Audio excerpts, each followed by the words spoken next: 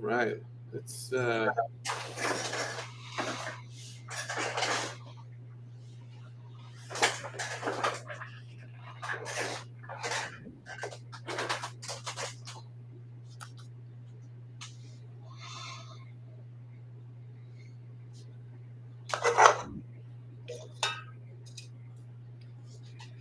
make sure that good.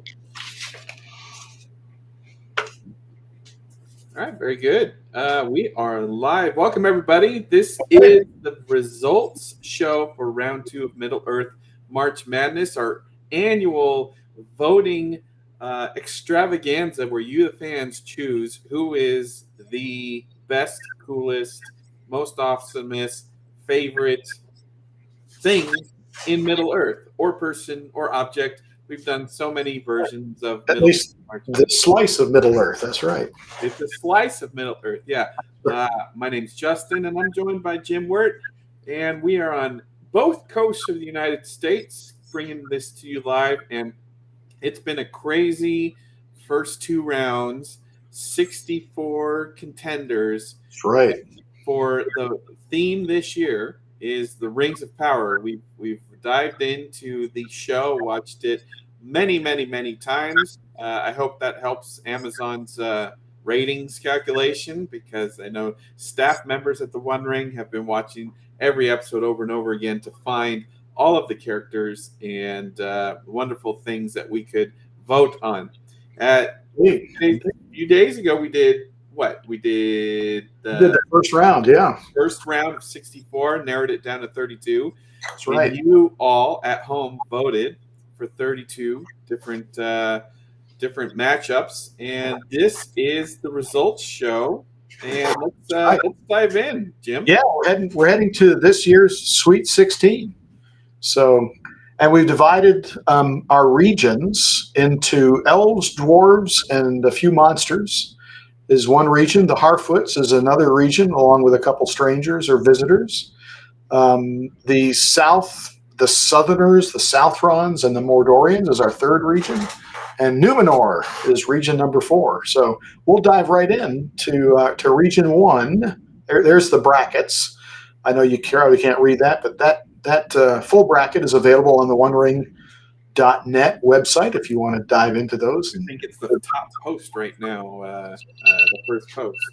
Yeah, so you can find that full bracket there. But we're going to dive into the individual brackets on our way to figuring out who the next round of 16 are going to be. Here's the elves, dwarves, and monsters quarterfinal region. Our various matchups. They looked on paper to get a lot tighter than they were in the initial scaling from 64 down to 32. We had a lot of conversation, Justin, about could the Balrog go deep into this region. A lot of thoughts that the dwarves in this particular region were strong.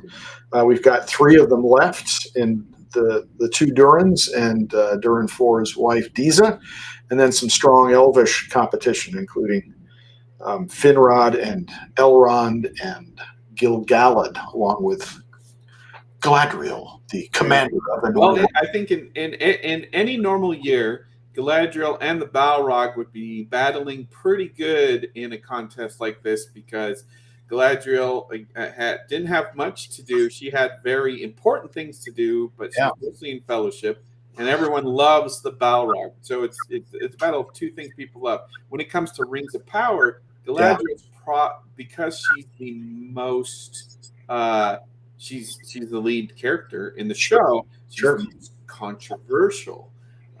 Versus the Balrog, which had nothing to do in the show and was just added for fan service and for a trailer moment. So, indeed. You do get a scene at the last episode is a little hint toward maybe the Balrog has things to do in upcoming seasons. But you're right, as far as screen time and dialogue alone, one would think Galadriel would have the advantage in this matchup. In fact, that is the result. It wasn't actually nearly as close as some people might have guessed. Hey, there you go. 77% of the vote, Galadriel moves on to the next round in this round. as much as we loved seeing the Balrog at Comic Con and in Yeah. that big second trailer, uh, I think the lesson here is don't trick us. I hope Amazon's listening. Like, look, if there's no reason to have the Balrog, then don't have the Balrog. Save it for a rainy day. Well, it was interesting. John Howe came to Dragon Con. He was a guest that came in at the last minute. Oh wow! And Green Dragon and I, Kirsten and I, got to have had lunch with John, along with Leif McPherson, their dialogue coach. And John talked about on the plane ride over what he was doing, what he does. He doesn't watch the movies; he sketches, and he talked about sketching multiple different Balrogs on the plane ride between the UK and Atlanta last September. So clearly, there was something going on, at least in his mind, that there may be a future not only for one Balrog, but maybe for more. So who knows? We'll see. Hot Balrog on Balrog action. That's right. We'll see. That's All right. Nobody wants. So nobody wants that. So there's the first of our 4 matchups in this region. The second one was the Durin buddies, the father and son, Durin 3 and Durin 4. I think we said guaranteed that a Durin will win this contest. Durin 4 probably the clear favorite in this matchup. Yeah, look, you can't complain about any of these performances. I personally am a big fan of Durin the Third. That actor was on Westworld, and I've loved him in everything. But look, Durin the Fourth, he's just Owain Arthur brought it, and he is a star. So I expect him to just dominate this. And he really displayed a full range from a comic side to the family quiet moments to some pathos between him and Elrond. So, unsurprisingly, Son Durin comes through with 86% of the vote on that matchup, and he was number 2. Last round, he was number 1 in our raw vote recipients. He got bested this time. We'll get to number 1 in that raw vote.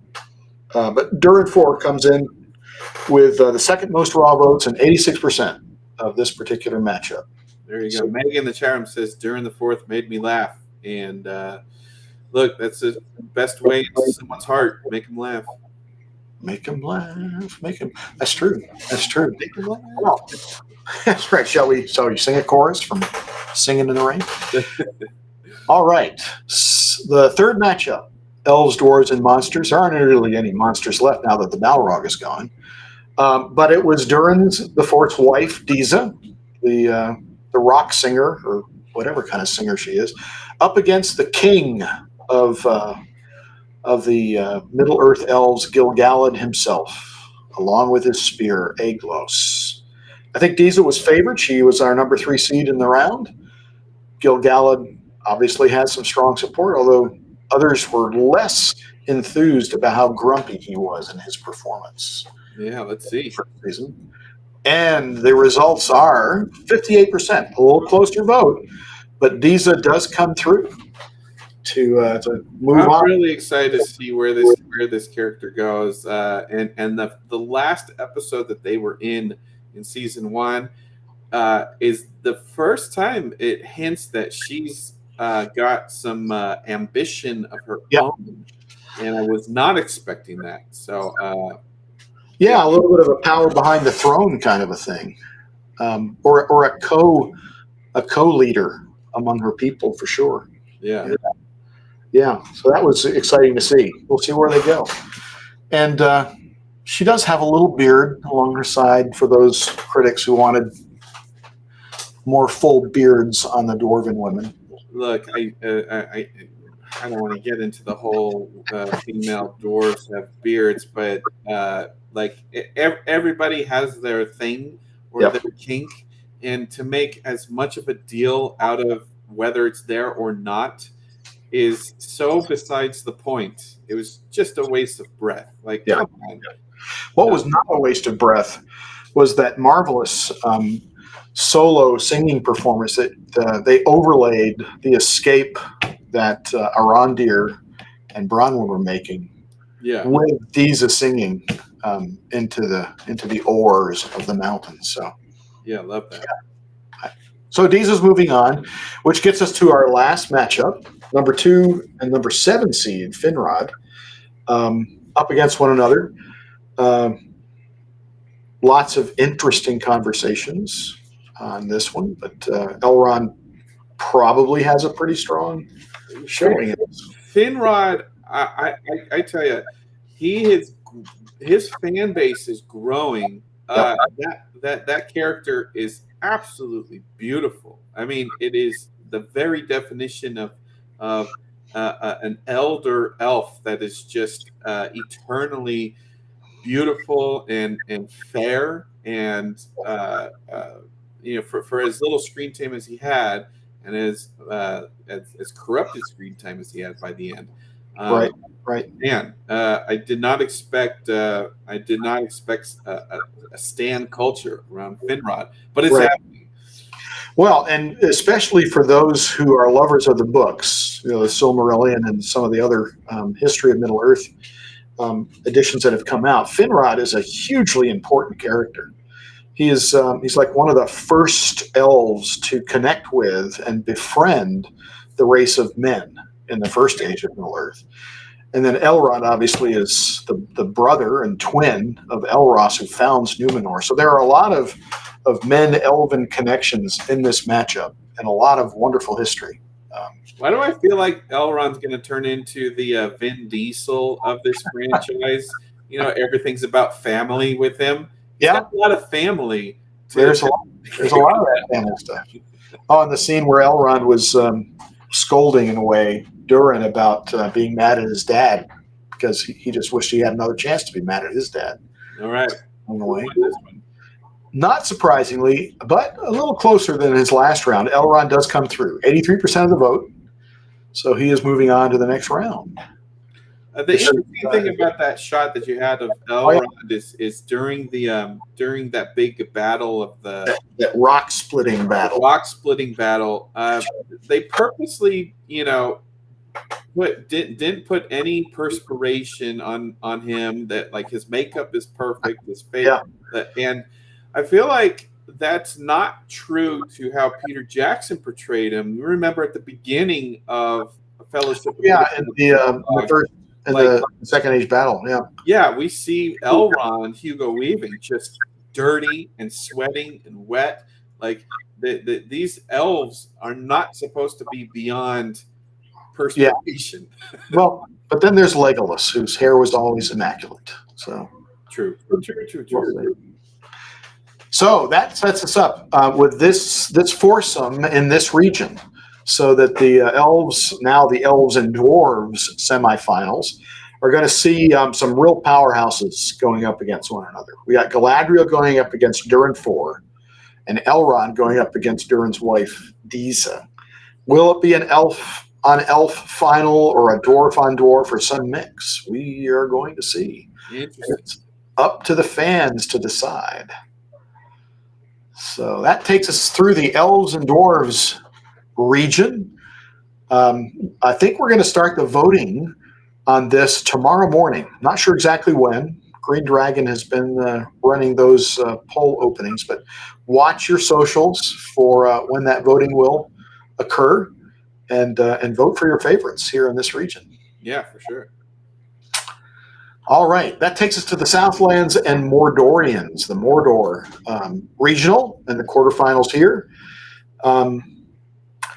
We've got interesting grayish, multifaceted characters like Adar and in some ways Halbrand or Sauron. We've got a couple of elves who are still in this region, Revian and Arondir.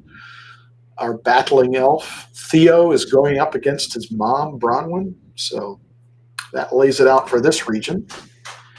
All right. Act one. I tell you, I lament the fact that Revian did not have a bigger role than what he had, and I truly believe that because of the status and the stature of the actor Simon Merrills, who was in Rome and so many other things, I truly believe that he filmed more stuff than we've seen, and I hope that those cutting room scenes, whatever they are, hit the airwaves soon. But I mean, people fell in love with Adar, and Right, this is right. almost too easy. Right. This was a pretty easy matchup. You're right. Revian did not get a whole lot of screen time. He got enough to start kind of unpacking his character a bit, but Adar really got some wonderful moments to really explode some past assumptions or even portrayals of what an Uruk or a servant of Sauron or a former servant of Sauron was like. Yeah. Gave it a kind of a soul, like we talked about during the last one. Unsurprisingly, Adar does come through as the number one seed in this region with 86% of the vote. So he is definitely moving on to the next round. And I'm still really sad that the actor Yeah. Joseph Mao, who played Adar, has left the show, and they're replacing him as. So they have recast him. We'll see how well the next Adar does. Indeed. And if he lives, we'll see. All right. We had our one of our hero orcs, Grugzuk, going up against Arondir. I think in our last live stream in the first round, Josh was really hammering on the need for a Grugzuk action figure or some kind of a collectible because the practical makeup and effects on all of the orcs was really spectacular. Meanwhile, Grugzuk is going up against the hero elf Arondir. This is like no debate. Yeah. Yeah. Yeah, and it was no debate. Arondir comes through at 90% of the vote, so he is moving on head to head, coming up against Adar in the next round. There you go. Match 3, mom and son, Theo versus Bronwyn. Probably another. Well, I don't know. There are some real Theo lovers. And I love both of them. I'm a fan of Nazanin and everything that she does outside of acting. But Theo really brought it, and it's been wonderful to watch him. And I'm excited to see how far each of these characters go in the series. Right. I really enjoyed in some of the final episodes the Theo Galadriel scenes. It humanized Galadriel a bit, and it helped us to see a more grown-up potential side for Theo and where he's going, wherever it is that he's going. Some are wondering if he's going to turn into a Nazgul at some point. We don't know. But Theo is not going any farther in this year's this because 82% Bronwyn. That's shocking to me. Theo had some good stuff to do, and I think he might have performed better in the voting if they had allowed his character to unlock the river, release the river. I'm still shocked that opposed to Waldrig, not how it played out. Yeah, they let Waldrig be the villain and the Sauron servant, and preserve Theo maybe for something else. We'll see. But we didn't preserve Theo for continuing in March Madness as Mom Bronwyn is moving on. And that gets us to our last matchup in this second region, Vrath, our friend Jed Brophy, versus Halbrand / Sauron. Man, I really want Vrath to win, but there's no chance. Yeah, I had, Jed has come to DragonCon a couple of times, so I voted for Vrath, honestly, but did not really expect him to win. It was a surprise because for the longest time it was just Vrath, and we didn't know that Jed was the guy until he came to San Diego Comic-Con and was at the One Ring booth, I think, or maybe at the Weta booth. I don't know where he was, but we heard from Amazon that we had part of their talent around, and Jed delivered on Vrath, probably a couple of other orcs. Yeah. What Jed didn't do was deliver on beating. So. All right. Well, Halbrand comes through with 84% of the vote. Sorry about that, all you Jed lovers. I am only going to call him Halbrand. He's not my Sauron. He's not your I'll give him Halbrand. He will always be Halbrand to me. Okay, fair enough. So that's this is how the Southlands Mordor semifinals set up. We've got Adar going up against Arondir. That's a pretty big matchup, and Bronwyn going up against Halbrand. Any predictions? Adar is so cool. So I think Adar is going to make it out. As much as I love Arondir and Ismail, and Right. Sauron has to destroy everything. So Yeah. So what you're talking about is potentially a matchup of Sauron Halbrand against Adar, which we actually saw on film. I would be curious Yeah.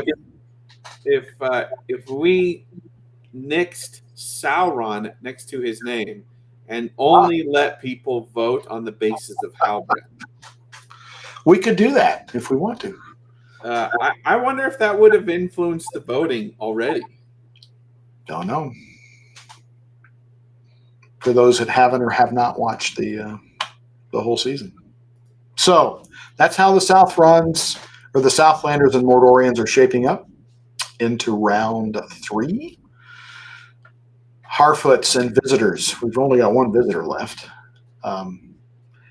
All of our witches were destroyed in the first round. And we've got a whole bunch of Brandyfoots. A quarter of this bracket is made up of the Brandyfoot family. Poppy Proudfellow, as we said on the last stream, the Samwise Gamgee of the Rings of Power. Sadok Burrows, who sadly did not survive the show, but is surviving so far in this round. And our stranger friend. And all the speculation on which wizard is he. All right. Round 1 is the two sisters, Eleanor and Dilly. I mean, this is no. Any surprises on this? Yeah, this really wasn't a contest at all. Yeah. Number 3 in our raw vote recipients is Eleanor Brandyfoot, probably on the strength or the weakness of her opposition. I mean, it's her sister, and Dilly was nice, wonderful, but clearly Nori Brandyfoot is one of the lead characters, is on her way to the east with the stranger/wizard. So, and took 93% of that contest. I don't think that's a surprise at all. Right. Match 2, probably a little closer. We've got the mom, Marigold Brandyfoot, up against the patron, the wise sage of the whole Harfoot families. I got to go with my guy Lenny Henry. Yeah, all the way through. You go with Sadok for this whole round. Okay, that's fair. And it's a good guess. You actually won. You got it this time, Josh. All right, finally. 70% of the vote. Sadok Burrows has beaten Marigold to move on to the next round in this regional. So good for Lenny. We hardly knew ye. Yeah. Round 3, Largo Brandyfoot, the dad, is going up against Nori's best bud, Poppy Proudfellow, and a mighty good singer, I might add.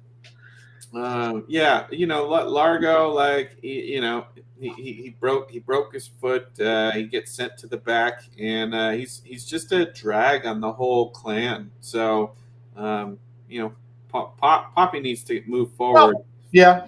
Well, Largo had some spirit. And he also had some wisdom going along, some good hobbit sense that you could get from Largo along the way. But you're right. Poppy comes through with 70% of the vote in this round. So Poppy is moving along with her Pippin apple in hand.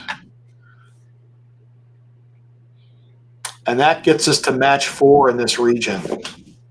Malva Meadowgrass, the malcontent who turns a little bit more, a little bit softens, deepens a bit toward the end of season 1. But she's up against the stranger, who's finally revealed as one of the Istari by the end of the season. Daniel Wyman, I thought, played a terrific character. Not a lot of lines, especially at front, but probably not a surprise on who's going to win this round. Right, not Gandalf. That's right, not Gandalf. was the number 4 in the raw vote recipient, 91%. So he was one of the few that topped the 90% mark in this whole second round. So the stranger is moving on, which sets up this foursome for our Hardfoots and Visitors semifinals. We've got Nori going up against Sadok. I guess, Josh, you're pulling for Sadok to pull off the upset here. The whole way through. You're for the whole way through, like the final Middle Earth 2023 champ. Is that Sadok's my guy. Lenny Henry, man, if my only hope is if season 2 really is retelling the same story but from Sauron's perspective. I hope they find a way to bring Lenny Henry back in a flashback. That would be good. We shall see. And the Stranger's going up against Poppy Brownfellow. So, going to depend if you like the Harfoots or you want an Istari to advance. Could be an interesting final round in this region for the final 4. Nori to the Stranger, Sadok, who knows? Yeah, that's going to be tough for me. There you have it. That gets us to the 4th region, the Numenorian round. This was by far our tightest competition in a couple of different places. And we'll show you that. And not so tight in a couple of other races. You probably can imagine what those are going to be, Josh. All right. Let's see. Yeah. So first up, Elendil versus Valandil. We get ills at the end of it. Richard Ayoade clone, who I can't remember. He doesn't. He dies with Isildur in Mordor. No, I think he's still around, and I know he's still around. I know that you're still holding on to Isildur being dead, but it would kind of ruin the Jackson film and the entire Tolkien legendarium about the ring and. But it would be a wonderful clean slate to basically say, look, we've thrown everything out, so just enjoy the ride. We just did a party at our house and literally built replicas of the Argonath at our front door. And one of those is Isildur and one of those is Anarion. And if you're claiming that Isildur is dead, then we'll have to replace that, at least one of those Argonath figures. So, yeah. Any rate, I doubt it's much surprise that our number 1 seed in this region, strong, number 1 raw vote recipient, is Elendil himself, coming in with 94% of the vote. So not much of a contest, really, and not particularly unexpected. And he's got a great voice, too. I mean, everything about Elendil was perfect. That's right. Yeah. In his Comic-Con interview, who was it? Whoever was interviewing him called Elendil's voice like chocolate. Yeah. So Elendil's moving on. Second, this was a strange matchup. We have a literal tree. Some were anthropomorphizing the tree because it does look a little bit almost like an Entwife in its curves and bends in that particular shot. The white tree is going up against Isildur. There was some irony in this matchup because ultimately it's Isildur who rescues the white tree, or a seedling or a sapling from the white tree, before Numenor's destruction. Spoilers. So this was a bit of a sentimental matchup. Any guesses here on this 4-5 seed? I mean, I will always vote for people versus objects, but I know that's not always a truism with Lord of the Rings fans. Yeah. And the white tree has so much history behind it and so much history in front of it that it's the white tree that has come through. I told you.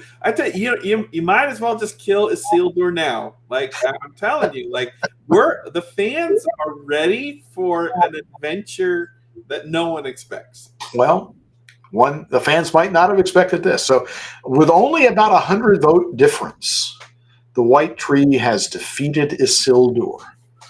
It's one of the few, I don't know if you've been watching, but mostly our high seeded, we seeded this tournament well at the front end, and our high seeds are moving on. Unlike the actual basketball March Madness, where there are no 1, 2, or 3 seeds left, we've got a lot of 1, 2, and 3 and 4 seeds left. But in this case, the white tree's moving on. Goes up to our next to the last matchup, which is Aarion, Elendil's daughter, who seems to be leaning more toward the new wave of human-centric versus elven-friendly Numenorians. Aarion's going up against Pharazôn, who has not become our Pharazôn, the king yet, just the council leader. I like Farazan. I just like his styling. I don't have anything else to really go on. He hasn't had much to do, but he does remind me, the limited stuff we've seen. He reminds me of Jenner, the rat in The Secret of Nim. Okay, all right. You know, a big long face with a big long beard with ulterior motives. Right. Well, there have been some really interesting, highly political characters that we've seen on film. Whether it's someone that is kind of greasy, like the mayor of Lake Town, or an apparent villain with a lot more complexity behind him in Denethor, you get even some of the maneuverings that have gone on in the Shire. But Pharazôn is clearly one of those politicos, really pulling strings behind the scenes, in front of the scenes, going up against Aarion. And Pharazôn comes through. This was our closest vote. Interesting. In the entire, people are expecting some good things from Arion, and whatever her name is. Yeah, Aarion. Yeah, Aarion. But Pharazôn, I love. That's a close one. You know, I'm happy that he's moving forward. JG in the chat room wants to know how you vote in this. We will. What round 2 is voting is done, and we're giving you the results right now live. And tomorrow morning on the OneRing.net, we'll post the link to vote for the Sweet 16 round. So all of the winners that you're seeing here will compete on tomorrow's voting, and that'll go on for the next 2 or 3 days. Yeah, I think it's 2 days. Yeah, I forgot. No, there's at least 2 days. Yeah. I'll need to flip back. So Pharazon's moving on, which takes us to our last matchup, the fourth one in this particular region with the Numenorians. Miriel, I guess she's still the princess, right up until her dad dies, Tar Palantir dies, against one of Isildur's other friends, Ontimo, who did not make it out. I mean, this is no contest. This isn't a contest right here. Like she is the queen regent, versus some guy that looks like he sculpts marble statues. And constantly surprised. So, unfortunately for Ontimo, you are correct.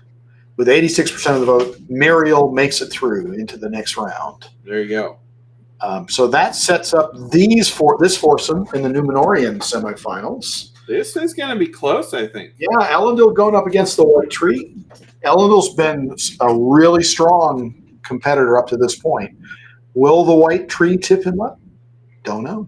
Both of these matches are going to be really close, and you'll be able to start voting on those tomorrow. Yeah, Miriel Pharazon's interesting, and from Legendarium standpoint, because it's Pharazôn who usurps the control of Numenor from Miriel at some point. Don't even know which season at this point, but so we're going to see a preview of that little contest in ours. So here they are, last screen. I call them our Silivrin, which is Sindarin for sparkly 16. If you like. Well played. There you are. Silivrin 16, our Sweet 16 round that you, the fans, vote for. Again, thank you to everybody who's voted both rounds so far. Voting will start tomorrow. Tomorrow morning, and we'll run for a couple days. And so share the link with all of your friends. These contests can get interesting if you see the strategy of voting for a certain character right now. You really could have some fun. voting for everything. Yep. So, yeah, the voting officially goes from March the 28th, which is tomorrow, through the 29th. So just 2 days to vote. We'll see. Don't know yet, Justin. You're going to have a Torn Tuesday tomorrow. Is that right?